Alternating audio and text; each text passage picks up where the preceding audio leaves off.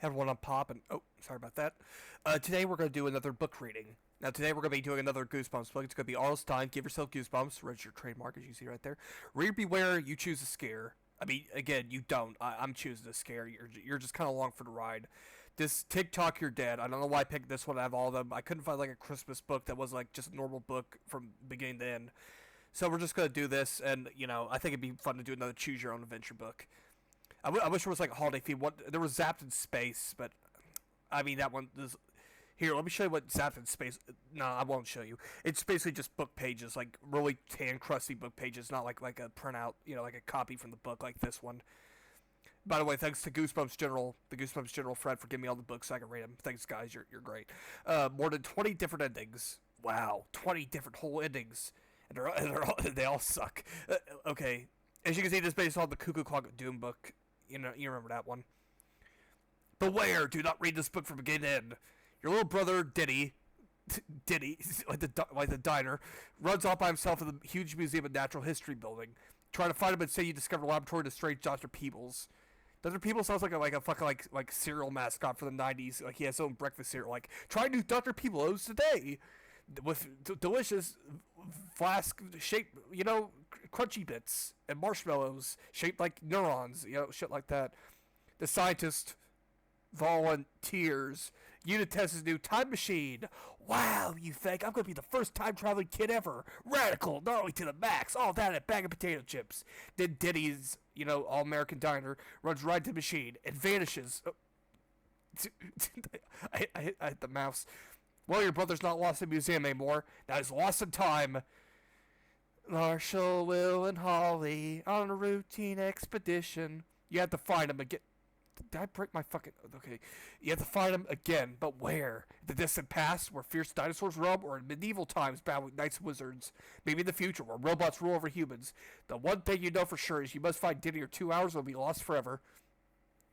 You're in control of this scary adventure. Don't see how it's that scary. It's just a time travel adventure. You decide what will happen and how terrifying the scares will be. Again, it's just a time travel adventure. Start on page 1 to follow the instructions, blah, blah, blah. We know this. So take a deep breath. Cross your fingers. And turn to page 1 now to give yourself goosebumps. TikTok, you're dead. Just skip it. Skip to the page 1. What a crummy vacation. You, your little brother Denny, and your parents have come to New York City for Christmas vacation.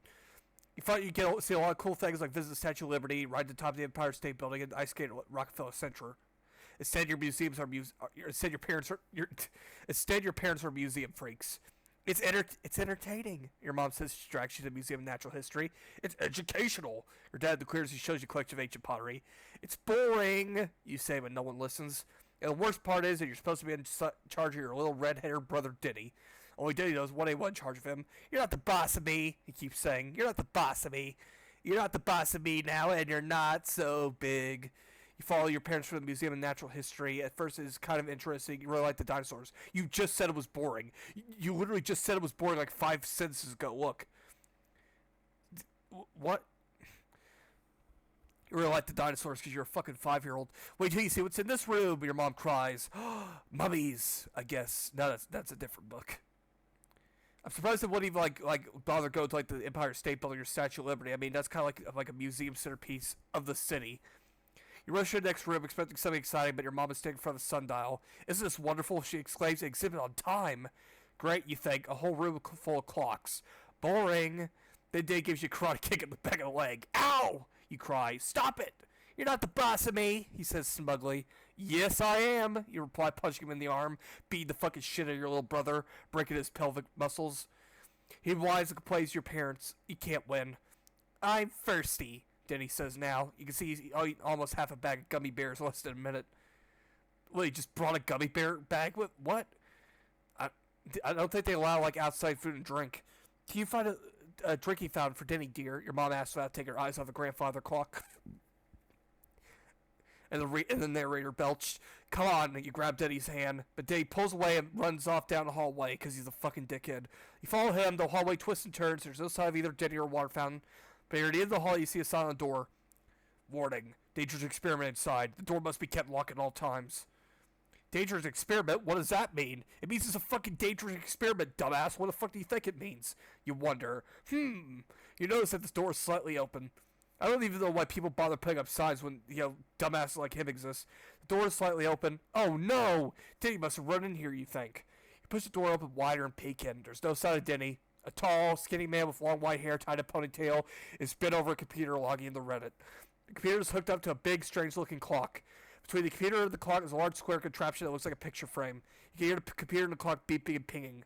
Beep, beep, ping, ping, ping. It's about time you got here. Wait, I can do a better voice than that. Hang on. It's about time. I'm trying to do some new voices. Hang on. But my nasally voice tries not to prevent me from doing it. It's about time you got here. The tall man says, straighten up. I'm Dr. Peebles. You must be the volunteer. Actually, you start to say, I'm looking for... There's no time to waste. Dr. Peebles interrupts. I'm ready to start the experiment. Come on over, Rover. Well, Here, he says. He places a chain around your neck. On the end of the chain is something that looks like a stopwatch. A very, very odd stopwatch with a complicated-looking dial and 4 big knobs. Giggity, giggity. Are you ready? Dr. Peebles asks. Ready for what? You ask. Why, to travel in time, of course, 'cause that's a normal thing that people do. He replies, you're the first human in history to use a traveling chronometer. Chronometer, you echo. What's that? Is that like the thing on the car that tracks your miles? He points to the stopwatch around your neck. I don't have time, you start to say. I don't have time, you start to say, but he interrupts again. Of course you have time, Dr. Peebles goes on. It doesn't matter how long you've remained in the past or future. When you return to the present, it'll be the same moment you left. It'll be as if you weren't gone all. It's not where we are, but when we are.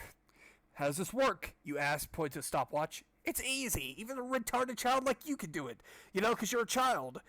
There's no way you could possibly be the volunteer, but I'm going to let you play around with my time travel device anyway, says Dr. Peebles. Press the button on the left to travel to the past, press the button on the right for the future, and press the middle button a couple times to, make it for, 30 minutes for egg time. Turn to the present, press the top button, bottom button at the same time. Hang on, I'm getting a drink of water.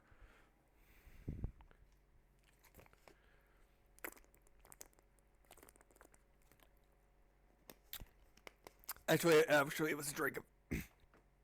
Actually, it was a drink of Hawaiian Punch, but whatever. Actually, that kind of made my voice feel worse. Did you know that Hawaiian Punch is made from the blood of beetles?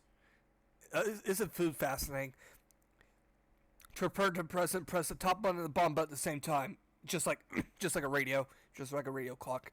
Cool, you think? What if the guy's invention really works? Traveling in time would be awesome, dude! There's no time to waste, Dr. Peebles says. I'm ready to get an experiment now. Again, he's a child. He's not your volunteer subject. You think for a moment. Dr. Peebles obviously believes you're someone else. But a trip around time sounds like a lot of fun. You're not even, considering the fact that this dude's fucking corked out of his mind. More fun than staring at crummy old bowls all day. And since you'll return at the exact same time you left, you'll be able to find Denny and return to your parents before they know anything wrong. Anything is wrong, I should say. On the other hand, Denny can get into a lot of trouble very fast, and your parents will blame you if anything happens. Yeah, if your brother gets kidnapped or robbed or stabbed, it's all your fault. Because that's how these books always work. Everything's your fault. Make a decision now. Do you want to travel time, or should you look for your brother first? Do you want to go on a cool time-traveling adventure, or do you want to stay and look for Denny? Let's look for Denny. Are you serious? Would you really rather look for your brother than take a trip in time? Well then, you're reading the wrong book. Goosebumps, all capitals. Readers only have time for adventure. Take a minute, think it over, then go back to the page to choose again. Let's go look for Denny. Okay, for real, let's do time travel adventure. I'm ready to travel through time, you tell Dr. Peebles. Good. The white-haired man replies. He punches some numbers into the computer keyboard. Computer starts to hum. Ding, ding, ding. That was not the Windows startup noise. That was a doorbell. that was not the startup noise at all. The computer starts to hum. Do do do. How's the fucking startup noise go again? Do do do do do. No, that's a song from a video game. What? Do do do do. I can't remember it. Computer starts to hum. The square doorway between the clock and the computer fills with a strange shimmering glow. Chrono part is almost ready. The scientist says, pointing the frame. I need to adjust. Before we continue, that was a pause. Before we continue, you hear panic footsteps. You turn to see Denny racing towards you. Denny! You cry. He's heading straight to the chrono port. The chrono John. It's turning to Day of the Tentacle. You can't go in there. You're not the boss of me. Then he yells. He runs straight for the glowing frame. There's a soft pop before he disappears completely. Oh no! Oh no! This is really my voice that I had since the beginning, Laura. Don't you like me doing my Steve Urkel impression, Laura? Don't you like when I do it in every single fucking thing I do, Laura? This is even fucking like Steve Urkel now. My voice is too fucked up. It now just actually sounds like Lois Griffin, like the original voice I was trying to do. Oh no, Dr. Peebles cries. He went before I made the file settings. If you don't bring him back within 2 hours of real time, he'll disappear into timelessness forever. What? What? You cry, you stare at the scientist. Your parents are going to ground you for life if you lose Denny. It's pretty much the scientist's fault. You're pretty going to have to blame him. You'll have to travel in time to find him, Dr. Peebles tells you. I better make those adjustments to the chrono, John, so you don't disappear into timelessness too. You stare at the scientist as he fiddles with the time machine. You can't believe it. This guy is really serious. Yeah, he's so serious his name is Dr. Peebles. When you find your brother, Dr. Peebles goes on, you must be touching each other before you use a chronometer. Ew, gross, dude. Otherwise, the device will bring only one of you back. No problem, you say, even though it's a big problem. But where did he go? The future or the past? There's no way to tell where he's gone forward time or back. Dr. Peebles replies. You'll have to guess.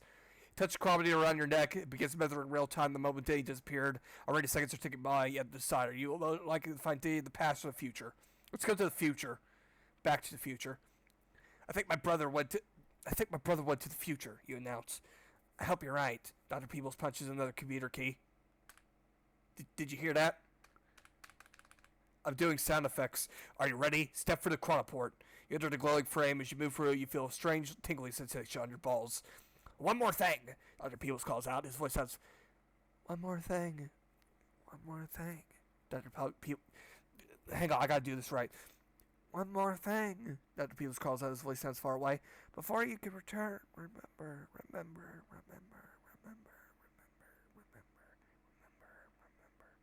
ASMR.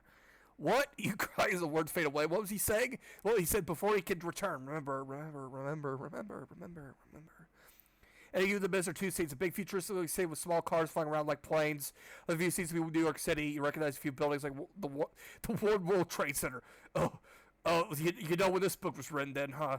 Yeah, I don't think it's that far to the future. In the Empire State Building, as you watch, a small red-haired boy that looks like Danny DeVito disappears in another tall building. But is it really your brother? Who else could be a small red-haired boy? Let's go to a strange city. Make a decision. You decide to go towards a futuristic city. All around you are buildings made of shiny metal and glass. Everything is chrome in the future. Cars with wings fly above your head. This is like the 1950s utopia, huh? Like Fallout. The streets are empty and clean with no litter, not even gum wrapper. No way. Not in the future. Not even New York City 1,000 years in the future would there not be trash. Is this New York in the future? It certainly looks different from the one you're visiting in the present. You're about to start looking for Denny with a hand closed on your shoulder and an icy grip. Human, a hollow sounding voice says, you're under arrest. You roll around. Gripping your shoulder is a shiny metal robot with a policeman's badge welded to its chest. The robot's face is expressionless and it's holding something that looks like a laser gun. No wonder everything is so clean and quiet, you think. The city is run by machines. Well, they're not really they're machines. They're like robots. You know, they're whatever. Don't you know that humans... Don't you know that Steve Urkel's voice is still a thing in the future? I'm the Urkeltron 9000. Don't you know that humans aren't allowed on the streets? The robot demands. I come from another place. Detroit, you quickly reply. I don't know your rules. Please give me another chance. And the cop will say something like, ignorance of the law is not an excuse. You're busted. I'd buy that for $1.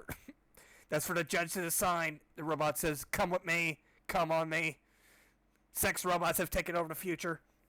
You follow the robot to a big glass-walled building. He leads you to a courtroom. A shy robot rests in black, sits behind a tall desk. The judge, you realize, no shit. You are accused of appearing in the streets, human. The judge says, how do you plead? Guilty, Your Honor, which is something you should never say ever for any reason, especially in a courtroom. You say, but I did it. Silence, silence, silence. Exterminate. The judge cuts you off. There are no excuses. For punishment, you may have your choice. You'll be sent to school or to the zoo. School? The zoo? What kind of punishment is this? Find out and make a choice now. It's the kind of punishment that would scare a child from the 90s to death. Let's go to school, I guess. I choose school, you tell the judge, saying something no kid would ever say. The robot policeman, the police bot, that'd be better. The police bot tracks you to another room in the same building, in the same exact building. You should probably see that it's a regular classroom, wooden desk, a blackboard, and computer center. There's also a mailbox size of closet staying in front of the room. This are all filled with human students about your age. We will continue the quiz now, the teacher says in a hollow voice. Anita, what is the capital of Ulaanbaatar? That sounds like a Star Wars-like planet. A girl stands nervously. I don't know, she stammers. Then you must enter the familiarizer, the teacher says. The girl bites her fingernails. I don't think you can hear I try to bite my own nails to do the thing, but whatever. And she goes to the front of the room. She climbs to the mailbox. The teacher slams the door shut and presses the button. The box hums, the globe brightens green. When the door springs open, you gasp out loud. The girl is gone! What a lame fate. I mean, you could have done anything. You could have, had her turn to a robot, like remove all her skin, or just fucking anything. Oh no, she disappeared! The familiarizer makes her disappear! That's so fucking lame, dude. That's so lame. Jackson, the teacher goes on as nothing has happened. What is 43 million divided by 7.645328? A tall, pale boy stands up. He doesn't answer for a moment and shakes his head. I don't know, he says. Go to the familiarizer, the robot commands.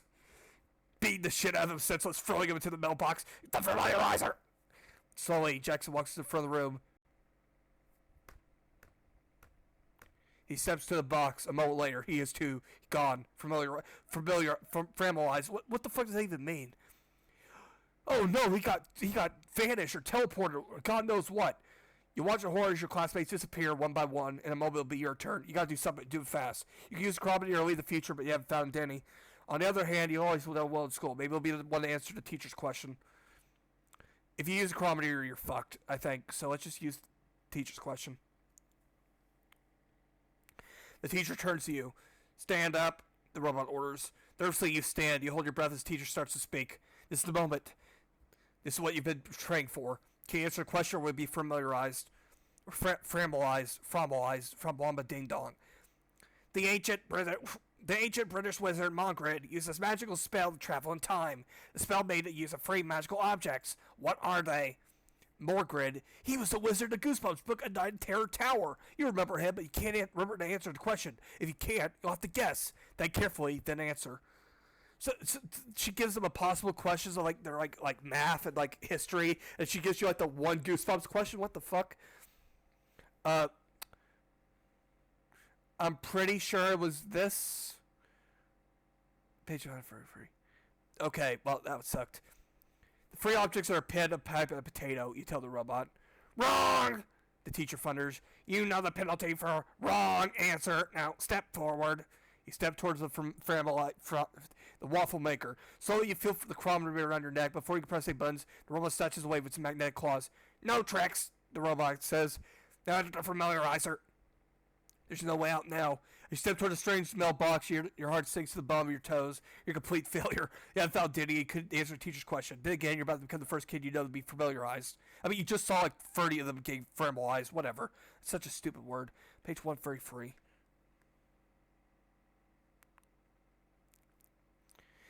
Free white stones. The magical objects are free white stones, you tell the robot. The robot's face is blank. Correct, it says. She said. The robot's a she. But we will see how you do on the next round of the game show. Guess that stupid bullshit. Yay! Whoa! Yay! Whoa! Dun dun dun dun dun dun dun dun dun dun. You know you're never going to make it for the next round of the game show. You quickly grasp the chronometer or press the button on the right to go forward in the future. Immediately you feel a tingling sensation when it stops. You're still seated, but not on the hardwood chair in the classroom. Instead, you're strapped into a comfortable soft seat. Whoosh, whoosh, sounds surround you. It's an airplane. Good luck, we're all counting on you. You glance out a window. Outside is a black empty space, dotted with brilliant white stars. Up ahead is a big donut-shaped structure with spaceships stopped by its doors. You're not on an airplane, you're on a space shuttle. It's traveling towards a space station. 30 seconds. 30 seconds to docking, intercom squawks. Psh. I don't get this about the future. We just saw like the robots took over the world, like enslaved humanity, and now like fucking now they're in like space on a space shuttle. I don't get it. Do they all get sent to space? What? The space shuttle finally docks at a huge orbiting space station. Doors quite open. You walk off the shuttle and enter a corridor. Inside the space station, robots and humans hurry along the walkway. They might be here somewhere, but where? A pair of robots wearing security badges stare right at you. All the other humans are wearing bright yellow uniforms, you notice. You better find one right away if someone tries to stop you. Just inside the door marked supplies. Inside a pile of freshly laundered uniforms sets on a shelf for convenience. Disguised in the uniform, you hurry out of the closet and explore the space station. This place is so cool. Too cool for school. Through the windows, you see thousands of stars, sophisticated looking computers, and colorful lights scattered around this place. Chronometer's set day ticker reminds you that your time is running out. Verify day quickly and get back to the present. You wander for a door inside, so it comes called Teletime. Teletubbies. Then two robots approach. One of them draws a laser. There's head is a branch of the corridor. A green side points to hydroponics. And purple one to the engine room. Let's go to hydroponics. You hear the corridor in the hydroponics area. What a jungle. Fake green laser winding vines, not veins, creep all around the room. Strange looking plants grow everywhere. You notice they're all potted pink solutions bubbling fiercely. You watch this doorway as you look around. The robots may catch up to you any minute. Denny, you call. Are you in here? You wander past odd-shaped leaves, strange shapes of flowers, and lots of pot, and heavy, colorful fruits. You've never seen anything like them. You wonder if something in outer space causes ordinary Earth plants to mutate into strange new forms. That's not how that works, but whatever. You come to a large sign that reads, Danger, Will Robinson. What could be dangerous in a room full of plants? Said the character in a Goosebumps book. Then you see a vine with stern as frick because the elephant's leg, its flower is huge with sharp-looking petals. Step forward for a closer look. Suddenly the flower lunges at you, its petals snapping an inch from your nose. As you back away from the vicious flower, its curling vine sits out the shoots. Beyond the plant, you see a sign marked exit. Can you get around the vine, make your escape, or if you're right, back garden tools? You see a long rake that looks pretty sharp. Maybe you better get a rake first and fight the vine. Quick, make a decision. We grab the rake first or run straight for the door? Well, let's try the exit. I don't think the rake finding a plant's going to work. Frantically, you pull out of the vine, your path, and race the exit. The plant sees tendrils racing after you, snap at your ankles. Cluster germaniums twist and turn around you as you approach one of the sprays bulbing pink solution at you. Skid the slime liquid and fall down. Oh no, you just got impregnated by a plant. Up ahead is a giant cucumber. Plant hurls its fruit. What? You dug as its grapevine fires off hard green grapes. Help! You're being attacked by plants! You scramble to your feet, barely make out the exit. You fall into the corridor outside. You lean against the wall of the corridor, trying to calm yourself. The only person who can help you find Denny is Dr. Peebles. Pull up the chronometer for your uniform, press the top bomb bonus, return to his laboratory. You gotta escape before anyone or anything comes after you again. 69, by the way. But nothing happens. You press the buttons again, and nothing happens. Oh no, what will you do now? You glance up and notice the sign pointing to tell time. Maybe it's something to do with time travel. Maybe this is the way to get back to the present. Follow the sign to tell time. It's a space room full of electronic equipment. A large panel in the center room contains dozens of TV monitors. On the monitors, you see several scenes from the past. Alexander the Great's army, the signed Declaration of Independence, laying on the moon. A robot in a white lab coat watching the monitors doesn't notice you. Maybe the robot can help you return your own time. You're about to ask for help when your alarm sounds. Attention all personnel! A loudspeaker squats. Be on the lookout for an intruder. The robot scientist whirls around conveniently and spots you. Pulls out a laser gun. Explain yourself, human. What do you do now to tell the truth? Ask the robot for help or try to trick it? Let's trick the robot. I mean, robots are easy to trick. You're sure you can trick the robot. After all, your human is just a machine. You obviously never met Anne before. You know, the Allied Master Computer. Please don't shoot me. Please don't shoot me. Please don't shoot me, you cry. I'm a visitor from the past. I'm only here to find my brother. The robot hesitates, sees the computer what you just said, then pulls back the trigger on its laser. ChatGPT got a body. I can prove it if you have better technology, you add. The robot's electronic eyes flash angrily. Our technology has been perfected, it states. Too bad. I mean, you probably can't even locate the time I went the present. The robot skulls over.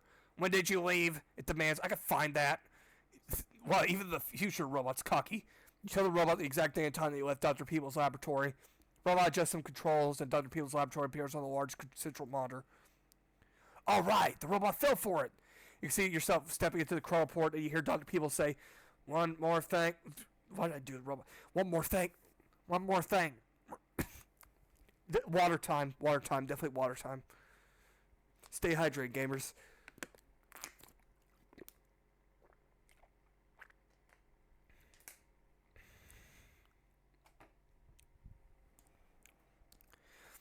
All right, the robot fell for it. You can see yourself step into the chronoport, and you hear Dr. People say, one more thing. One more thing. Remember to hold the buttons down for at least 5 seconds. He did not say that, and you never had to do it in any other timeline. That's exactly what you need to hear. Now you know how to make the chronometer work, but you still can't find Denny. I don't believe your telltime machine really shows you the past, you say. What?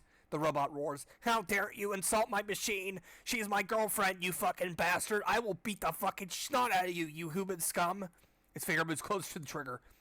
If it really works, you say quickly, then show me the present. The present? The robot cries. He doesn't know what that fucking is. The present could be anything. Yes, you nod.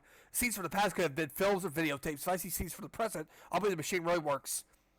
Very well, the robot grumbles. But right afterwards, I will take pleasure in vaporizing you. Any particular scene in the present? Yeah, sarcastically. You smile, your plan is working. I didn't know robots could understand sarcasm. A red-haired boy is visiting the space station, you tell the robot. Can your machine find him? Of course, the robot says, twisting some dials. Dave's face ripples across the screen. He's crouched underneath the table and has a larger computer. I'm sure your brother realized the table is this very room because of convenience. You know, how handy dandy. Diddy, you cry. You run towards the table. Diddy's still huddled there too, scared to move or speak. Swiftly, you duck past the robot under the desk. No, not the desk. I'll never be able to get you up from under there. The robot cries, coming after you, but you grab your brother's hand and press the top buttons on the chronometer. Start people's instructing you to hold him down for 5 seconds. Instant later, you find yourself back in the laboratory at the Museum of Natural History. Welcome back. Welcome back. I can't do his voice, fuck it. Welcome back. Dr. Peoples look revealingly to see both you, Denny. How was your trip? Exciting, you say. Boring. Denny whines. He punched you. I'm hungry. You gaze at your brother with exasperation. You know if there wasn't for you, he would have disappeared forever. Think of everything you had to go through just to save him. And for just a moment, you wonder if it was such a good idea. Well, that was a good ending. Let's try to get a bad ending. Let's go back in time to like the past.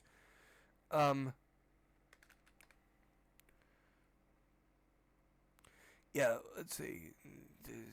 People's experiment to the past.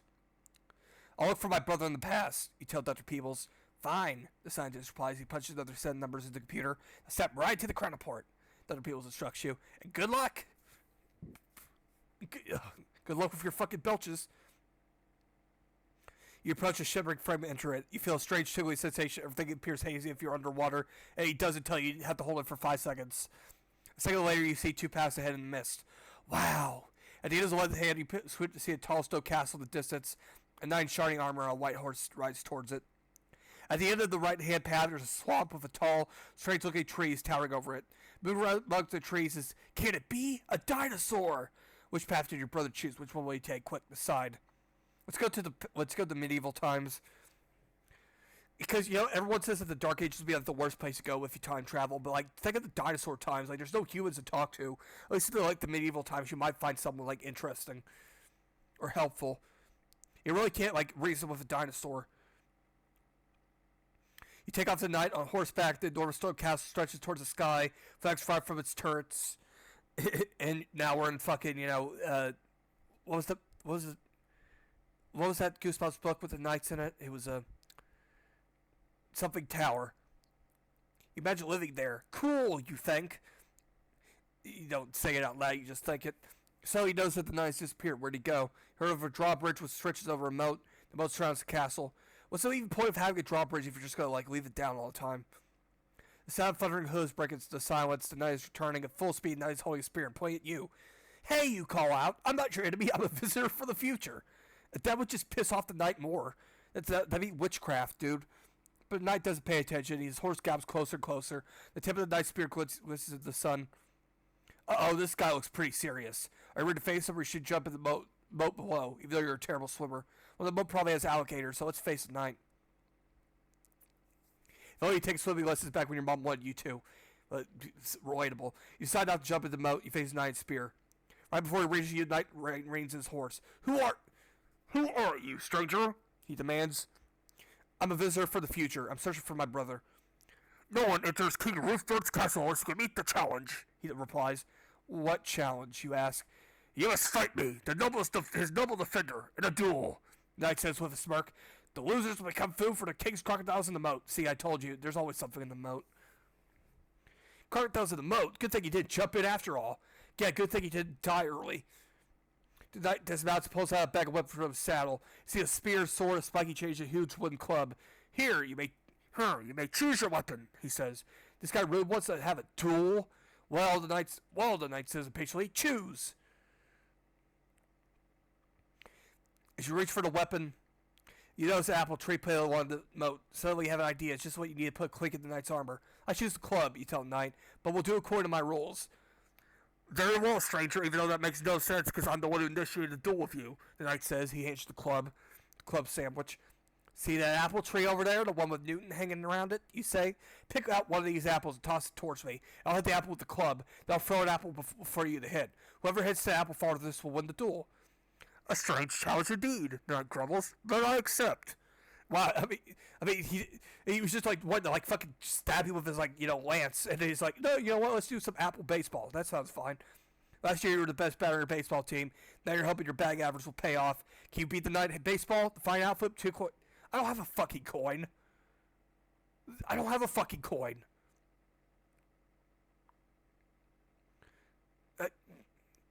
Heads both times. And I died. Great. Yeah, what if you don't have a coin on you? And I takes the club and holds awkwardly. Because he's not used to baseball. Baseball hasn't been invented for like 300 years. It should be easy. You think he should pick up an apple. You throw it to him, fast pitch. Surprise hits it, but the apple only flies a few feet. You'll never be able to beat that, Knight says. We'll see. You reply, he's never seen you play ball. You grip the club tightly as the knight picks up an apple. He winds up and tosses it towards you. Keep your eye fixed on a shiny red ball as it soars through the air. You should have any problem hitting this baby, just like William Tell.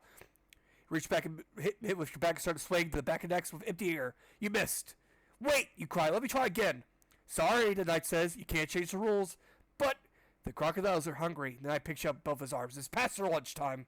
You start to reach for the cromnier, but it's too late. You're falling to the moat. Boyer does his snapping jaws, even though it could be easily for you to grab a crommeter and like use in the 5 seconds. I mean, really. Too bad, batting champ. You struck out big time because flipping coins is fucking stupid way of, like, whatever.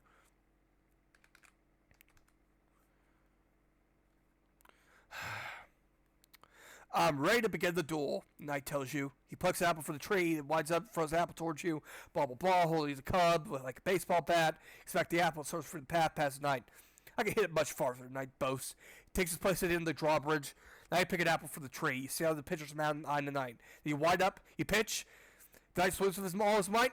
It hits a blooper a few feet in front of you. Dun, dun, dun, dun, dun, dun, dun, dun, dun, dun, dun, dun. And it's a fly ball here at Castle Stadium. All right. I won, you call. Now that I can go to the castle, I know it for my brother. The knight nods. Very well, stranger, he says sadly. I'm so mad that I couldn't throw this little child into the crocodile moat. Very well, stranger, he says sadly. You may enter the castle, but according to the rules, I must jump into the moat. What? Oh, okay. Never mind. He's just going to jump into the moat. Wait, you cry. You don't have to. You don't need to. But it's too late. He's already jumped in the water. You watch the horse and crocodile swim towards him, jaws open. One last thing, the knight calls out before the beast reach him. But where the lair? The what? You ask, but the only answer is stepping the crocodile's jaws. Well, I can't deny that the knight was very, he was very, for his rules, his own rules. Try to watch your list so you hurry across the drawbridge into the castle. He really didn't have to fucking do that. In fact, I'm pretty sure he just fucked up the space-time continuum by letting this random, knight die. He was probably important to history in some way. Unless you going back in time and having him jump in the moat was part of history. The butterfly effect's really weird. The high wood door of the castle stands open. Hello, you call. Is anybody home? Your own voice. Hello, hello, hello. Is anybody home? Is anybody home? Is anybody home? Oh my god, my voice. Your own voice echoes back and is fucking raspy because you're a fucking nasally dipshit. You step through the door to the dark entrance hall. Hanging from the walls tapestry. It centers a picture of a fierce-looking beast. A lion, you wonder. You sure you hope to run into him here? Or tigers or bears, oh my. You get to a winding, narrow corridor, and these suits of armors line the wall. Yellow light coming from flickering candles. Corridor turns and twists, but only seems to lead anywhere. Glance at the chronometer, only 1 hour left, and there's no sign of Danny. All the candles go out, you're in total darkness. From somewhere up ahead, you hear an eerie scream. Ah! A human scream, chills career up your spine. Who was that? Maybe you should get out of here right now. But what if it was Diddy? Go on. I mean, you're already here. The screams and echo through the dark walls. You wish you could turn around and get out of here, but you have to find your brother. Diddy, you shout. You put your hand on the wall to guide you. A light appears up ahead. You fall into a circular room. Inside the room are three doors. You came through one of them. The other two level to King Rupert's throne room and to the lair. Remember the night warned you to beware the lair. Did they mean this lair? What about the throne room? Judged by the smooth castle, that could be pretty dangerous too. I mean, both of these seem like they're going to kill me. Let's try the throne room. He said beware the lair. You step through the door labeled to the King Rupert's throne room, because that's how they labeled it back in the 1300s. Climb a short flight of steps. At the top, you enter a large stone room. Colorful tapestries hang on the walls between narrow arch-shaped windows. Ladies in long gowns sit on one benches, hot. Around the room, knights in armor stand stiffly at attention. At the far end of the room, a wooden throne stands on a raised platform. Sitting on the throne is a fat bearded man wearing a red robe and a gold crown. Oh, cool, it's the king of town. King Rupert, you realize. Whoa, ho, ho, ho, ho, ho. I love mashed potatoes on my biscuits. Next to him, on a small throne is a small person. His crest too big and slips down his face. The nearby knight draws a sword and raises to your throat. Ching! The sword lightly pricks your skin. What are you doing here, stranger? The knight demands. I'm traveling for the future, he quickly explained. I'm looking for my brother. He has red hair and... Silence! The knight shouts. I'll not listen to any more of your lies. You're a spy for King Henry VIII. Or the Third, or whatever. King who? You ask. Do you take me for an idiot? Ugh. Henry's forces are expected to attack any day. Don't deny your advanced scout. I'm a kid for the future, you repeat. I only want... But the knight doesn't listen. He quickly ties your hands behind your back, drags you up to the throne, and he tosses you at the king's feet. Who is this? The king demands. A spy for King Henry, the knight answers. This scuba really cuts the mustard. You look up to the knight. That's when you realize who's sitting on the small throne next to the king. Diddy! I've been looking all over for you, you tell him. We've got to get back to Double's people's lab. You can't stay... Silence! Silence! Silence! I said fucking silence! King Rupert bellows. No one speaks of my son without permission. Minus 500 points from Gryffindor. Your son? You guess? But this is my brother, Diddy. He's my son, Rutherford. The king interrupts. I always wanted a son. When this boy appeared, I adopted him. What, you named your son after yourself, Rutherford? He's not ordinary. He's just ordinary 21st century kid. You protest. 21st century breakdown. I'm not ordinary, Diddy yells. I don't like this person, he adds, whining to the king. Listen to me, Diddy, you shout. You're in big trouble. You gotta come with me now. You're not the boss of me. You're not the king of me, Diddy yells. Boil the spy in oil, shouts the king. Yeah! Boil the spy in oil. Diddy, you're my brother, you protest in horror, but they just smirks an obnoxious smirk. Wow, your brother's a fucking dickhead. Then the two knights grab you and begin to drag you out of the throne room.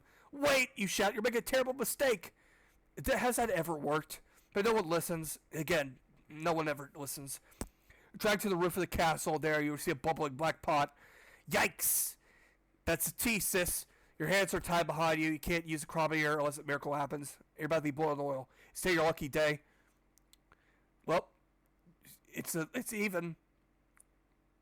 Two knights drag you to the pot of boiling oil. King and Diddy are right behind him. On the count of three, carry on the sentence. King orders. Diddy, help, you plead. But then he just sticks his tongue out at you. He gives the king a thumbs up sign. 1, the king says, knight picks you up. Please, just listen to me, you cry. 2, the knights lift you high in the air above the pot. Frankly, you struggle to free your hands so you can use the chronometer, but they're tied too tightly. 3, the king cries. At that moment, a hair-curling scream. Ah! Splits the air. Dozens of armored knights rush to the roof. They're all waving swords and knives holding out large shields. For the sword knights ready for battle. It's King Henry's army! King Rupert shouts. The king's two knights spring into action. They drop you and jump in front of the king. This will try to defend him against the invading army. When knights let you go, you roll out of the way. You gotta grab Diddy and get out of here fast. One of the King Henry knights always teach your brother. You watch the horse knight lifts your brother over his head, walks over to the end of the castle. Oh no! The knight's about to toss Diddy over the side. You gotta do something, but what? For just a moment you think about doing nothing. After all, Diddy was playing with heavy boiled oil. But no, he's your brother after all. I mean, no, just let him die. I mean, there's no point. Just get out of there, man. Lost cause. Your parents won't blame you. They'll just say they ran off. Your hands are still tied behind your back. Maybe you can trick the knight and let Diddy go. Or maybe you can roll the knight's path before he reaches the wretched roof. Let's trick the knight. Diddy screams in night terror as the knight Diddy screams terror as the knight prepares to toss him to the ground. Stop, you yell. That's King Rupert's son, Rutherford, you say. That looks at you in surprise. Of course. Why do you think I'm getting rid of Dash's brains out? King Roofbird will pay a huge ransom for him, you go on. More gold and jewels than you can imagine. Is that right? The king replies. Is that right? The knight replies. How do you know? I'm agent of the king, you tell Knight. This is the first line that enters your mind. Really? Then why are your hands tied? The knight asks. Well, will you excuse me for a second? Of course. Try to think of a good answer. Untie me, I'll show you. Knight looks you up and down. He draws a sword. Oh no, what he's going to do? He's going to untie you. The knight uses sharp sword to slash the ropes around your arms. You're free! For Knight questions you first, you jump up, cry, kick the sword from his hand. The sword falls to the ground. You can't believe the cry unless you took last summer worked. You cry, kick the knight again. Really? That's how you're going to get out of this? And lose your balance. You reach out, grab Daddy, tumble to the ground, hang a button on the chronometer. You sprawl on the ground dizzy, and then you hear it. All hail the king! All hail the king! You can't say graze and grasped up. You gaze up and grasp. You're a strange way of 100 people cheering bowing. Bad to you. You are the king. Stand up and give your first order. Take the slave boy away, you say, pointing at Denny. I'm the boss now. That was a good ending. Okay, so that was TikTok, You're Dead. Thanks for listening and, having my audiobook read to you. I'll see you next time. Bye. That was really fun. I'll have to pick another book in the future for what to pick. See ya.